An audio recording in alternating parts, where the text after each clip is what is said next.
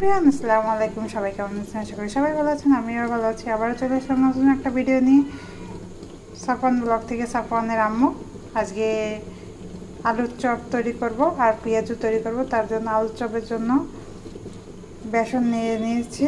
এখন হালকা একটু ময়দা দিয়ে দেব,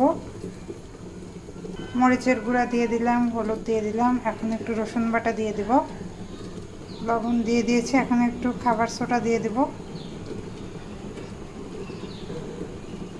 এখন এটাকে ভালোভাবে মাখিয়ে একটা ব্যাটার তৈরি করে নেব।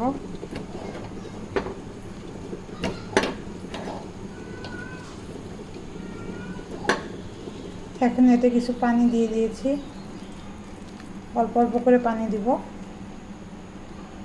আমার ব্যাটার তৈরি হয়ে গেছে, এইভাবে একটা কনসিস্টেন্সি আসবে। এটা হচ্ছে আমার ব্যাটারের ফাইনাল লুক। এপাশে আলুর চপের জন্য আলুটা সেদ্ধ করে নিচ্ছি। এখানে আলুর চপের জন্য আলু সেদ্ধ করে নিয়েছি, গরম মশলার গুঁড়ো, লবণ, মরিচ ভাজা আর হচ্ছে হলো পেঁয়াজ বেরেস্তা। এখন সবগুলো একসাথে মাখিয়ে নেব। আমার চপের শেপ দেওয়া হয়ে গেছে। এখন চপটা ভেজে নেব। আলুর চপটা এক এক করে দিয়ে দেব।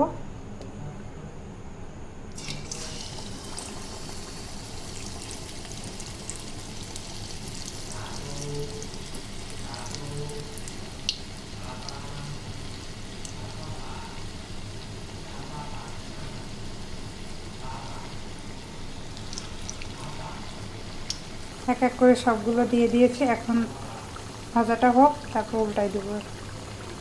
দেখেন চপগুলো কত সুন্দর ফুলছে।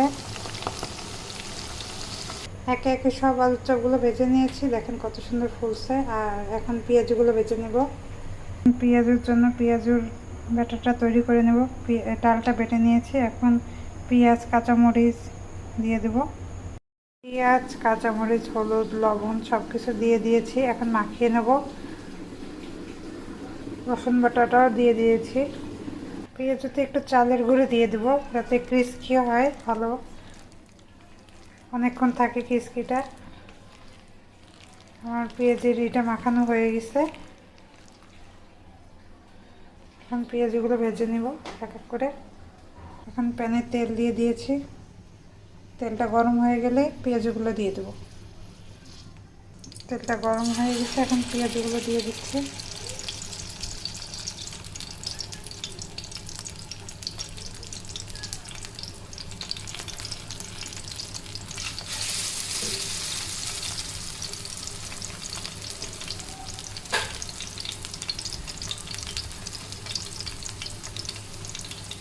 একে একে সবগুলো দিয়ে দেবো। সবগুলো দিয়ে দিয়েছে, এখন ভাজা হোক, তারপর ওই পাশে উল্টে দিয়ে দেবো। দেখেন সবগুলোর কালার আসতে কত সুন্দর। তো সবগুলো ভাজা হয়ে গেলে ফাইনাল লুকটা দেখাবো আপনাদের। এটা হচ্ছে আমার পেঁয়াজুর ফাইনাল লুক। ভিডিওটি ভালো লাগলে পাশে থাকবেন, লাইক কমেন্ট শেয়ার করে। আর যার যার পেঁয়াজু আলুর চপ খেতে পছন্দ চলে আসবেন। আসসালামু আলাইকুম।